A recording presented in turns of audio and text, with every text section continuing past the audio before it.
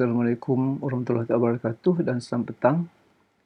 Sebagai memenuhi permintaan beberapa orang pelajar yang minta saya buat ragam bahasa, jadi pada petang inilah saya sempat untuk memenuhi permintaan tersebut walaupun agak lewat. Ya. Jadi ragam bahasa ni untuk pengetahuan pelajar, dia banyak tetapi bukanlah payah. Tapi oleh sebab nampak banyak 17 ni, pelajar kata macam nak hafal. Dia tak payah hafal. Yang penting pelajar faham. Dan apabila saya senarai daripada 17 ni, apabila saya tanya di kelas ataupun bila kita bersemuka, banyak pelajar yang faham. Yang mudah misalnya bahasa terbalik, mudah.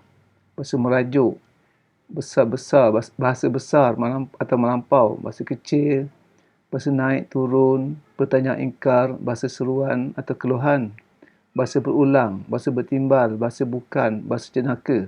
Saya senaraikan 12 ni agak mudah difahami dan agak mungkin mudah dan dia lain daripada yang lain. Mungkin agak sukar sikit ada 5. Ini saya rasa yang lain. Jadi saya susun ni ikut ni. Yang ni kita kemudiankan. Bahasa sindiran, bahasa menggiat, bahasa mengejek, bahasa tempelak dan bahasa herdik. Ini mungkin agak lain, agak sukar sedikit. Tapi taklah begitu sukar. Baik, kita terus pergi pada perkara ini. Saya buat cepat, saya buat sebab dia banyak, dia tak lama. Saya buat taklah macam dalam buku tu, jangan baca buku lah untuk faham lebih lanjut. Saya beritahu konsep dan contoh satu ya. Baik. Kita ambil yang mudah-mudah tu. Misalnya bahasa terbalik. Bahasa terbalik ni mudah je. Tapi kita sebab apa susah? Sebab sekarang tak guna lagi. Yang tersurat macam menyuruh ataupun membenarkan yang tersurat. Yang tersiratnya melarang. Jadi kalau kita dengar dia cakap macam suruh tapi sebenarnya melarang. Contohnya, mengapa dia buang rokok tu? Hisaplah lagi. Sebenarnya dia larang hisap rokok. Tapi orang dulu kalau dia beletih kata begini dia tak apa-apa, orang tak faham, dia guna bahasa terbalik. Bahasa terbalik ya. Suruh macam ni. Macam kalau anak-anak dulu kalau dia suruh balik apa? Balik sebelum maghrib.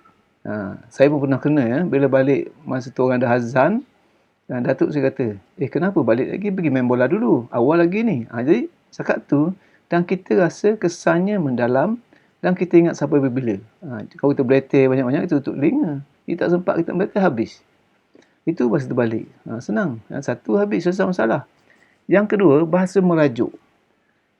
Kalau tanya definisi dalam buku ya, iaitu susunan kata yang menunjukkan perasaan seseorang untuk menarik diri daripada orang lain ataupun daripada suatu pihak lain kerana sebab-sebab tertentu, kerana kecil hati ya. Contohnya apa? Merajuk. Orang merajuk, tak apalah kita orang tak pandai. Misalnya kalau kita dalam satu kumpulan ada 5 orang, A beri pendapat terima, B beri pendapat terima, kita beri pendapat tak terima. Yang lain pula kita beri pendapat tak terima. Jadi kita pun rasa macam kecil hati, kita kata tak apalah kita ni orang tak pandai. Itu merajuk lah tu. Kita ni ibarat melukut di tepi gantang, masuk tak menambah, keluar tak mengurangkan. Saya yakin banyak pelajar yang tak faham melukut. Gantang ni 4 kali ganda cupak tu, sebab 4 cupak satu gantang. Melukut ni beras yang hancur, yang kecil-kecil tu, kalau kita tampi dengan menggunakan nyiru, dia akan ke depan tu. Jadi beras hancur tu, itu melukut. Jadi melukut tu kecil. Kalau kita letak di gantang ni, ada yang tak ada pun sama. Sebab tu dia kata apa? Kita ni ibarat melukut di tepi gantang, masuk tak menambah, keluar tak mengurangkan. Jadi masuk kita orang tak penting. Itu. 2. Jadi mudah saja nak ingat ya. Okey. Yang ketiga, pertanyaan ingkar. Pertanyaan ingkar maksudnya satu bentuk ataupun gaya ragam bahasa yang orang tu tanya bukan kerana dia tak tahu. Kalau kita tanya tak tahu, kalau kita tanya di mana rumah Ahmad, itu bukan pertanyaan ingkar, itu kita nak tahu. Tanya bukan kerana tak tahu. Ada 2 jenis pertanyaan ingkar. Satu, dia tanya, dia jawab sendiri. Contohnya, untuk berjaya, apakah yang harus kita lakukan? Tidak lain dan tidak bukan, melainkan berusaha. Dia jawab sendiri. Satu lagi, dia tanya tapi tak jawab. Beginikah yang dikatakan saya akan bahasa menggunakannya dengan betul? Maksudnya kalau kita tengok orang guna bahasa bahasa rojak dan sebagainya, kita tanya dia. Jadi itu pertanyaan ingkar. Dan ini biasanya digunakan oleh orang politik misalnya. Untuk kita maju, parti apakah yang patut kita undi? Tuan-tuan dan puan, tidak lain daripada tekan ialah parti X contohnya. Itu pertanyaan ingkar. Habis 3. Nampak tak 3? Jadi pelajar susun yang mana mudah? Yang keempat, itu mudah. Bahasa besar atau bahasa melampau. Iaitu susunan kata yang menggambarkan sesuatu tidak berdasarkan realiti. Maknanya berlebih-lebih. Contohnya, Agas menghirup kering lautan. Agas tu kecil pada nyamuk tu, tak nampak pun agas ni. Takkanlah boleh kering lautan. Itu satu. Semut menari, bergoncang bumi, tak mensabar. Contoh lain, suara bunyi buluh perindu itu sangat merdu sehingga burung terbang pun berhenti mendengarnya. Burung terbang dia berhenti bukan kerana dengar suara, dengar bunyi itu, tapi kerana dia penat ke apa, itulah. Tu bahasa besar, bahasa melampau. Bahasa kecil berlawanan dengan bahasa melampau atau bahasa besar. Berlawanan dengan bahasa besar, macam bahasa merendah juga. Kita beri hadiah pada orang, kita kata apa? Inilah hadiah yang tidak sepertinya. Ataupun naiklah ke rumah saya yang tidak sepertinya ini. Macam tu. Makanlah apa-apa yang, ini yang saja hidangan ataupun lauk yang ada di rumah saya. Itu bahasa kecil, bahasa rendah. Tapi janganlah pula kita rumah 3 tingkat, kita kata macam tu, itu tak betul pula. Ya? Jadi dah habis tadi, jadi 3 sekarang ni. Tadi 3 sekarang dah 5, 4, 5. Yang keenam, bahasa seruan, bahasa keluhan. Ia bahasa ataupun susunan perkataan yang kita gunakan untuk melahirkan perasaan dengan cara mengeluh. Dan biasanya kita tak akan habiskan ayat tu. Contohnya, kalaulah ibuku masih ada. Kita faham dan mungkin orang yang mendengar tu pun kalau dia tahu situasinya dia faham. Tapi dia tak kata, kalau ibuku masih ada, tentu aku akan minta ada. Dia sampai kat macam ni je. Okey, maksudnya. Aduh, tak dapat aku bayangkan dahsyatnya tragedi itu. Macam tu contoh, bahasa keluhan. Jadi senang saja. Dan soalan yang akan keluar dalam peperiksaan, kemungkinan tanya apakah masuk bahasa besar. Jadi pelajar kena hafal. Jangan ambil yang saya punya ni, saya ringkas saja. Ambil buku ya. Dan beri contoh dalam bahasa melampau. Satu. Ataupun dia beri misalnya, Agas menghirup kering lautan. Dalam bahasa apa? Itu saya soalannya. Okey? Baik. 6. Yang ketujuh, bahasa naik. Bahasa naik menggambarkan peristiwa daripada tahap yang rendah kepada yang lebih tinggi dan semakin tinggi. Rendah, tinggi, tinggi. Contoh yang mudah ya. Mula-mula dikejarnya pencuri itu. Dia kejar. Kemudian ditangkapnya. Daripada mula-mula peristiwa itu kejar rendah. Lepas tu tangkap tinggi sikit. Sesudah itu dipukulnya pencuri itu bertalu-talu. Makin tinggi. Dan akhirnya dicampakkannya pencuri itu ke dalam longkang. Ini peristiwa itu mula-mula kejar pencuri. Kemudian tangkap pencuri, pukul pencuri, dicampakkannya ke dalam longkang. Itu nampaknya peristiwa yang digambarkan dari tahap yang rendah kepada tahap yang lebih tinggi dan akhirnya semakin tinggi. Okey. Kalau dalam cerita kita kata apa, ini sampai ke klimaks lah, klimaks ya. Nampak bahasa naik. Bahasa turun pula menggambarkan peristiwa ejaan dari tahap puncak kepada tahap yang rendah, daripada tahap yang paling tinggi rendah pada tahap yang paling rendah. Cuba tengok contoh ni, senang. Saya ambil contoh yang mudah ingat ya. Malang sungguh nasibnya. Mula-mula isterinya mati. Kemudian mati pula anaknya. Sesudah itu orang gajinya pula berhenti. Penghabisannya kucingnya lari dan tak pulang-pulang lagi. Nampak tak? Daripada gambaran malang yang ditulis oleh penulis ini, mula-mula isterinya mati. Kemudian anaknya rendah sikit. Isteri lebih tinggi lah, anak yang kedua. Yang ketiga orang gaji berhenti makin rendah dan akhirnya kucingnya lari. Jadi nampak tak? Peristiwa dah bertinggi pada rendah, bahasa turun. Bahasa naik menggambarkan peristiwa daripada tahap yang rendah kepada yang lebih tinggi. Saya rasa mudah saja. Tidak ada masalah ya. Okey, tidak ada masalah. Yang ke-9, bahasa berulang. Bahasa berulang ya. Bahasa berulang. Bahasa berulang. Bahasa berulang. Mengulang perkataan ataupun mengulang rangka kata ataupun mengulang ayat. Contoh perkataan, jatuh. Satu, jatuh ulang perkataan. Ya, sudah jatuh. Pemimpin itu sudah jatuh. Baik, dia ulang apa ni? Ulang perkataan, ni ulang rangka kata dan sebagainya. Banyaklah.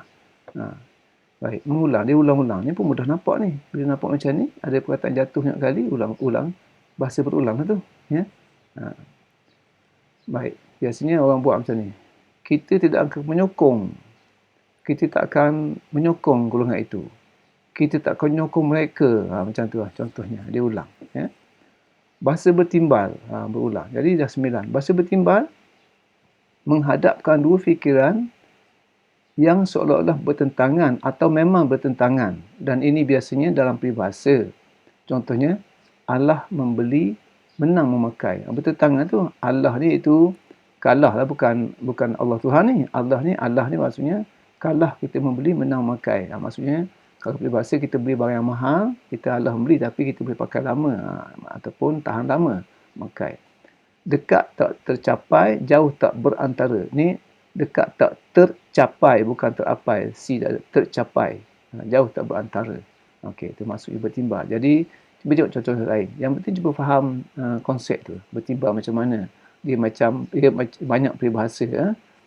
Allah membeli, menang makai. Makin murah, makin menawar. Baik, contoh lain.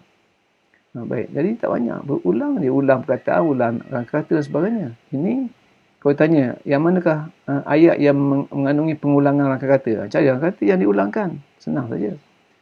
Bahasa bertimbal macam ni. Allah menang. Okey. Dekat, jauh macam tu. Dia bertimbal. Ya.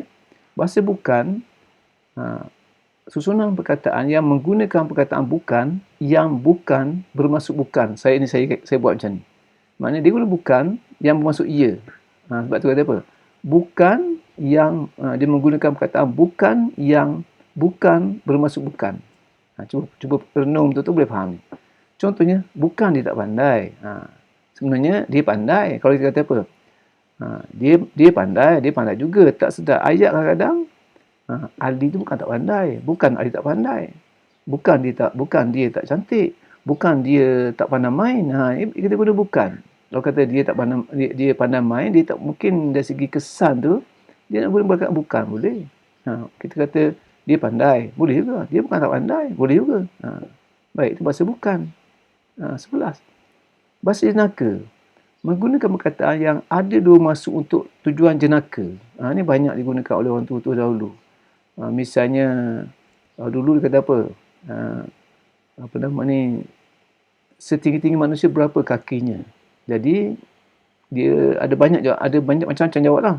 Ada orang kata yang di Amerika tu 6 kaki 10 inci, yang kata ada 7 kaki dan sebagainya. Jadi dia suka lah. Salah, 2 kaki. Kata 2 kaki. Jadi itu maksudnya. Dia nak nampak, dia nak menggunakan orang. Ada sekawan burung, ada 10 ekor burung. Satu kena tembak. Berapa yang tinggal? Kalau kita fikir seperti lalu, 10 tak satu, tinggal 9. Dia macam 9. Tapi jawapannya bukan 9, jawapannya 1. Sebab apa? Yang tertembak itulah yang tinggal, yang lain terbang lagi. Banyak orang dulu banyak cerita ni. Dia tanya apa? Pisang apa paling sedap? Kita katalah pisang emas, pisang apa ni, apa nama ni, pisang apa-apalah. Lupa dah. Pisang emas, pisang putar dan sebagainya, macam-macam lah. Salah. Yang sedap pisang masak. Itu jawapan dia. Jadi dia cuba, dia suka untuk apa? Ditanya tu dia guna bahasa untuk tujuan jenaka. Itu contohnya. Baik, mudah ya. Baik, habis 12. Tak payah. Jadi kalau nampak banyak tak pandai susun, tak buat nota macam ni, kita rasa macam nak ingat ni. Tak payah ya. Baik, ini saya kata yang ada 5 tadi yang agak sukar pun taklah sukar sebenarnya. Bahasa sindiran, iaitu susunan kata atau ungkapan yang maksudnya tidak disebut dengan tepat, tetapi dikiaskan kepada perkara lain. Dia tak sebut tepat. Orang yang berkenan memahami. Walaupun dikias, orang yang berkenan tu faham. Contohnya, orang yang baik ialah orang yang memberikan faedah kepada orang lain. Ini disindir. Mungkin dalam ramai-ramai tu, 10 orang misalnya adalah seorang kawan tu yang selalu mengkhianati orang, apa nama ni, dia tak mahu menolong orang. Jadi, dia mungkin kita pun nak sindir dia. Kita kata apa? Orang yang baik biasanya lah orang yang memberikan faedah kepada orang lain. Jadi kadang-kadang sindiran ni kalau 10 orang tu mungkin orang lain tak faham, orang lain tak tahu sebab tak tahu situasi. Tapi orang yang seorang tu yang kita sasarkan itu dia faham kerana dia yang buat macam tu. Misalnya kalau kita lah minggu lepas kita berjalan di satu tempat di bandar besar Kuala Lumpur. Kemudian kawan kita tinggal kita pun sesat. Kemudian kita duduk satu majlis. Saya tahulah makna kita kata apa. Orang yang baik biasanya orang yang tak mengkhianati kawannya. Jadi siapa yang faham? Kalau orang lain tak pergi Kuala Lumpur, tak tahu situasi itu dan kita tak boleh tahu, mungkin tak tahu. Tapi orang yang buat pasal tadi, yang tinggal kita dia faham. Tapi kita di sini biasanya kita pakai sindir semua, itu yang masalahnya. Tengok kawan kita, lawa baju awak ni, cantik baju awak ni. Kau sindir aku tu. Bukan sindir tu, itu lain. Sindir ni macam ni. Kita sebut betul, kita kiaskan, tapi orang yang nak memahami. Ni tengok faham ya. Bahasa menggiat macam bahasa sindiran, tapi tidak mengandungi kiasan. Kiasan tadi dia kias, itu orang tak faham. Ini orang boleh faham. Bahasa menggiat ni tujuannya adalah untuk mengusik, tetapi kadang-kala boleh menjadi bersungguh-sungguh. Contohnya, kalau misalnya 2 hari lepas kita pergi mancing di sungai. Tiba-tiba kita dengan Man pergi mancing di sungai. Tiba-tiba Man terjatuh dalam sungai dan mungkin basah kuyuk semua sekali, ataupun nasib baik tak lemas ya. Jadi balik tu kita kata apa? Bagaimana Man? Petani nak memancing lagi. Jadi kita menggiat. Ini untuk bergurau. Dalam buku banyak tulis apa? Tak lama lagi makan nasi minyak lah kita. Kita giat kepada orang yang selalu berdua. Jadi itu yang mudah lah ya, menggiat. Jadi untuk bergurau. Jadi orang boleh faham. Orang tengok orang tu orang faham. Tapi yang ni pun kadang orang tak faham ni. Bagaimana Man? Petani nak mancing lagi. Kita kata ke dia Man tu faham lah ya. Ni yang bergurau. Yang biru ni mungkin ni menjadi serius. Orang nak cepat kaya memang begitu. Kalau selalu berbelanja, nanti apa-apa pula. Apa sebab? Contohnya. Ni kalau kita 4 orang, kita minum air, hari ni A bayar. Esok B bayar. Lusa sepatut C bayar. C kata apa? Maaf, hari ni saya tak bawa beg, tak bawa duit. Tak apa. Hari lain pula, sepatut C bayar, C kata apa? Saya hari ni duit tak ambil dekat bank. Jadi nampak tak? Dia kedekut. Jadi kita kata apa? Orang nak cepat kaya memang macam begitu. Kalau selalu belanja nanti apa-apa pula. Ini giat tapi bersungguh-sungguh. Ini bukan, mungkin kalau ada bergurau pun tapi agak serius sikit. Yang ni tu. Jadi ada mengandungi macam yang pertama tu ada ni. Giat ya. Ada unsur humor sedikit. Dua sindiran. Sindir dia tak buat secara langsung. Dia kiaskan pada yang lain. Yang ni dia kata terus. Tapi untuk bergurau. Sindiran. Jadi yang ketiga mengejek. Mengejek ni mengata seseorang ataupun sesuatu pihak. Mengata seseorang atau pihak tertentu dengan perkataan ejekan yang tepat. Dia tak sembunyi-sembunyi. Dan disertai dengan aksi mengejek. Untuk memperlihatkan kelemahan pihak yang berkenaan. Untuk memperlihatkan kelemahan, untuk menunjukkan kebodohan orang itu. Dan yang penting supaya orang tertawa dan supaya orang yang diejek itu malu. Ini dia kata terus menggunakan perkataan ejek. Disertai dengan aksi mungkin memek muka, mungkin lidah, mungkin macam-macam lah. Mulut dan sebagainya.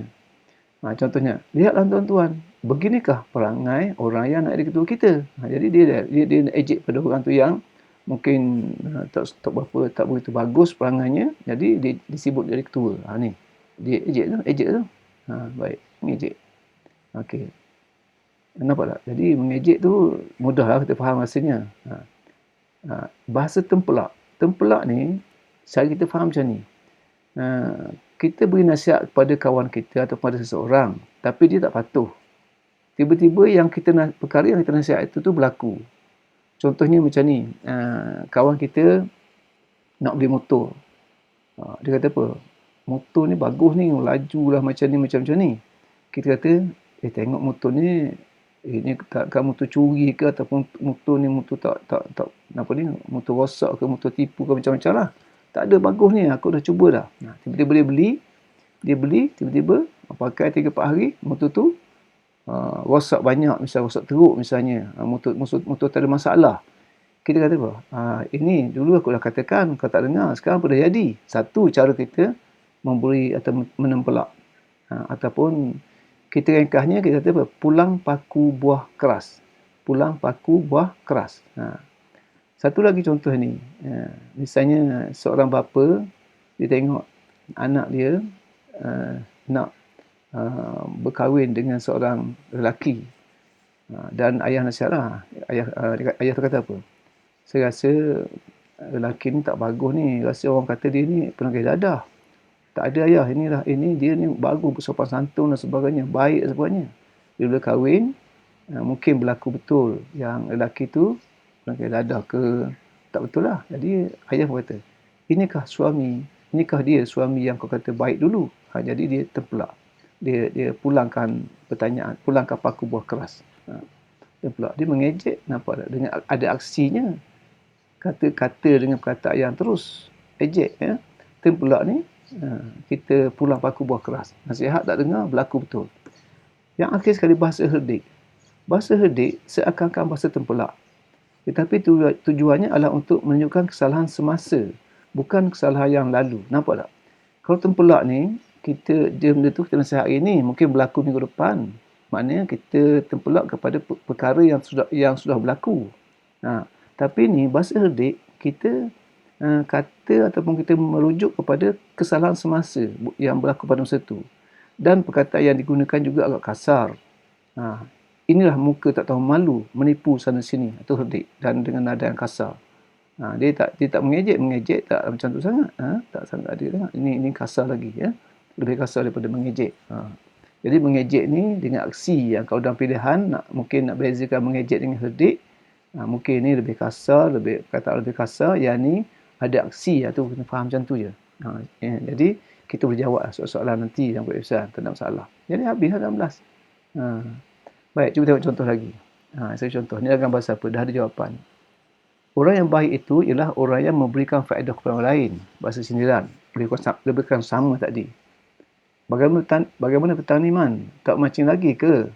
Tak mancing lagi ke kita? Man yang telah jatuh ke dalam sungai ketika mancing pada air sabun itu menggiat. Ada yang tadi juga. Hai, tak lama lagi makan nasi minyaklah kita. Ni menggiat kepada orang yang selalu berpasangan. Okey, ni yang macam ni. Yang macam ni sangat. Gelagak pokok rambutan jantan. Orang berbunga, awak berbunga. Orang berbuah, awak haram. Ini bahasa mengejek. Ini mengejek kepada orang yang suka mengada-ngada ataupun yalah, menunjuk-nunjuk, mengada-ngada, ya. Yang belagak ni. Maknanya pokok rambutan jantan tu dia banyak bunga tapi masa orang berbuah dia tak berbuah. Tu bahasa mengejek. Mengejek kepada orang yang suka belagak. Panjat lagi. Kalau pokok rambutan tak cukup tinggi, panjat pula pokok kelapa tu. Terbalik sebenarnya dia nak larang jangan panjat tapi dia guna bahasa terbalik, dia suruh panjat. Itu yang saya kata tadi. Bahasa terbaliknya yang tersurat menyuruh, yang tersirat melarang. Ataupun yang tersurat membenarkan, yang tersiratnya menggagalkan. Okay. Kami ni mengukut tepi kantang. Kami ni melukut tepi kantang saja. Masuk tak menambah, keluar tak mengurangkan. Tadi merajuk tadi, dah ada tadi, ya. Dulu aku dah kata, jangan beli kereta tu, kau beli juga. Sekarang apa jadi? Terpelak. Dia beli kereta, dia kata kereta ni mudah rosak ke apa benda ke. Orang tu beli juga, kawan dia beli juga. Jadi tiba-tiba rosak betul. Dia terpelak macam ni. Orang macam ni ada hati nak pinang anak orang. Herdik. Dia marah. Okay, bahasa herdik. Buluh perindu itu terlalu merdu bunyinya. Burung terbang pun berhenti mendengarnya. Bahasa melampau atau bahasa besar. Masuklah ke pondok buruk saya ni. Bahasa kecil atau bahasa kecil merendah tadi, ya. Sudahlah dari kecil kita berikan makan. Nak sekolah kita sekolahkan. Nak kahwin kita uruskan. Tak kalah nafkah bini pun kita kena berikan pula. Bahasa naik ataupun bahasa menaik. Nampak tak? Itu kita fikir macam tu. Tak ada masalah, ya. Mana benar nasibnya. Tadi dah kata ni bahasa turun. Apakah yang perlu kita lakukan untuk mencapai kejayaan? Tidak lain dan tidak bukan, melainkan berusaha. Pertanyaan ingkar. Okay. Kalaulah ibuku masih hidup. Bahasa keluhan atau bahasa seruan. Jangan lupa malam ini tayangan filem P. Ramlee di Padang Sekolah. Berulang. Jangan lupa ulang 1, 2, diulang lagi, ulang malam ini, berulang. Allah membeli, Allah bukan 2 L ni, 1 L 1 ya. Allah membeli, menang memakai. Okey, bertimbal, makin murah, makin menawar. Dia memang macam banyak teguran peribahasa. Aku bukan bodoh, bahasa bukan. Burung terbang 10 ekor. Ditembak mati seekor. Berapa ekor yang tinggal? Bahasa Naka. Baik. Habislah. Baik, satu lagi bentuk macam ni. Buah langsat kuning mencelah. Keduduk tidak berbunga pagi. Sudah dapat gadi mutuah. Tanduk tidak berguna lagi. Ini sindiran. Mungkin dulu dia berkawan dengan seseorang tu. Kemudian kawan tu dapat orang lain yang lebih kaya misalnya. Jadi dia pun guna pantun ni. Sudah dapat gadi mutuah. Tanduk tidak berguna lagi. Sindir kepada orang. Mungkin orang berkenan saya faham. Cincin baiduri di rampuan. Jatuh sebentuk ke dalam raga. Bukan jauhari rupanya tuan, maka tak mahu masuk berniaga. Ini pun sindiran. Ini sebenarnya dalam hikayat Indra Putera. Ini ceritanya apabila seorang puteri raja tu ajak Raja Indra Putera saya ajak masuk ke bilik dia. Raja tu menolak. Jadi dia kata apa? Bukan jauhari rupanya tuan, maka tak mahu masuk berniaga. Dia sindir pada lelaki yang itu dianggap macam penakut lah. Ya? Orang nak lekas kaya begitulah. Kalau selalu berbelanja, bila pula kayanya? Menggiat. Apabila tiada sesuai, tiadalah persahabatan. Apabila tiada persahabatan, tiadalah muafakat. Apabila tiada muafakat, tiadalah persetujuan. Apabila tiada persetujuan, tiadalah persatuan. Tiada kekuatan, tiada kejayaan dan persahabatan. Ini saya ambil dalam buku Zakbar. Kenapa? Yang macam ni pun tak nampak kata apa ni. Jadi kalau macam ni, dia tak akan pergi bahasa menggiat, sindiran, tak ada. Dia akan pergi sama ada bahasa naik, menurun. Jadi, kenapa ni? Mula-mula tak ada kekuatan, tiada kejayaan, tiada keselamatan, mungkin tak akan menurun, mesti menaik. Kena fikir gitu ya. Ini agak ini klasik sikit lah contoh ni. Baik, saya rasa itulah yang patut kita buat dan saya tak masuk soalan lah. Soalan-soalannya saya rasa boleh rujuk pada buku-buku. Saya rasa boleh faham. Ini mudah saja sebenarnya. Jadi yang kita bimbangkan tadi, kita takut sangat apa? Kerana nampak banyak. Jadi setelah kita buat macam ni, dia tak banyak sebenarnya. Daripada 17 ni, ada 12 yang agak mudah betul kita faham. Dan mungkin 5 ini yang suka sedikit lah, ataupun yang mungkin kena teliti sedikit. Saya rasa itu saja untuk pelajar. Saya ingat sedikit sebanyak bahan ini dapat membantu pelajar. Selamat menjawab soalan. Terima kasih. Selepas menggunakan bahan ini, tolong dengan izin subscribe, like dan juga share. Terima kasih.